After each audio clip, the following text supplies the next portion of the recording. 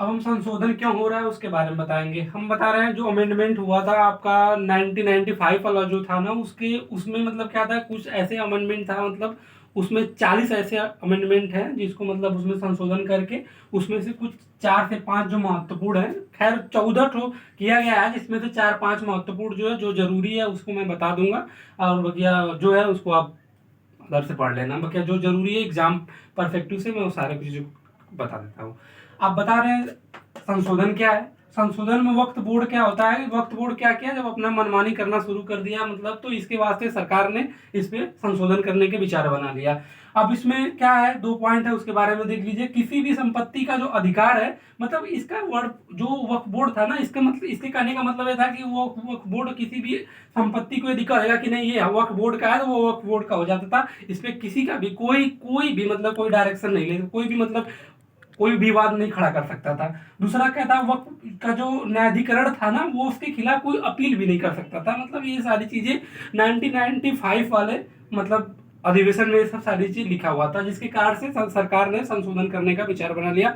और ये जो संशोधन है कोई आज का संशोधन नहीं, ये 2024 के अगस्त में का आया हुआ संशोधन है, जो अभी आके मतलब इसको क्लियर किया गया है। अब इसमें क्या क्या बदलाव हुआ है मैं उसके बारे में बता देता हूँ। बदलाव क्या हुआ है कि जैसे महिला उत्तराधिकार जैसे होगा, मतलब कि क्या होगा कि पहले क्या होता था ना कि पहले मतलब इसमें पुरुष थे, तो पुरुष का मतलब कि उत्तराधिकार रहता था। पुरुष का उत्तराधिकार रहता था ना, तो इसके वास्ते क्या हुआ था कि मतलब पुरुष वगैरह का डेथ वगैरह हो जाता था, महिला वगैरह रहती भी थी, तो उनको कोई काउंटिंग वगैरह नहीं करता था कोई, और उसको मतलब वक्फ बोर्ड में वो सारी जमीनें कैप्चर हो जाती थी। बट लेकिन क्या हुआ, इनमें संशोधन इस बार करके क्या हुआ कि यदि महिला है उस परिवार में, तो उसको उसका अधिकार है उस जमीन पे। दूसरा क्या हुआ कि सरकारी संपत्ति जो वक्फ बोर्ड में नहीं जाएगी, और जो गई हुई है तो उसको वापस लाई जाएगी। और तीसरा क्या है कि संपत्ति पर अधिकार यदि कोई तय करेगा, तो वो जिला कलेक्टर डीएम तय करेगा कि वो जमीन किसकी है किसकी नहीं है। चौथा क्या, वक्फ बोर्ड जो परिषद है उसमें पहले क्या था ना कि उस पर कोई मतलब गैर मुस्लिम वगैरह थे ही नहीं, लेकिन अब क्या है संशोधन करके अब उसमें अनिवार्य कर दिया गया है कि अब गैर मुस्लिम भी जरूरी है। पांचवा क्या है कि आप कोर्ट जा सकते हैं, पांचवा क्या है कोर्ट जा सकते हैं, वो भी 90 दिनों के अंदर। ये सारी चीजें मैं आपको सरल भाषा में पूरी परफेक्ट तरीके से समझा दिया हूँ। अब क्या एक दो अभी नहीं समझ में आएगा तो एक दो बार वीडियो और चला के देख लेना, अब पूरी तरह से समझ में आ जाएगी।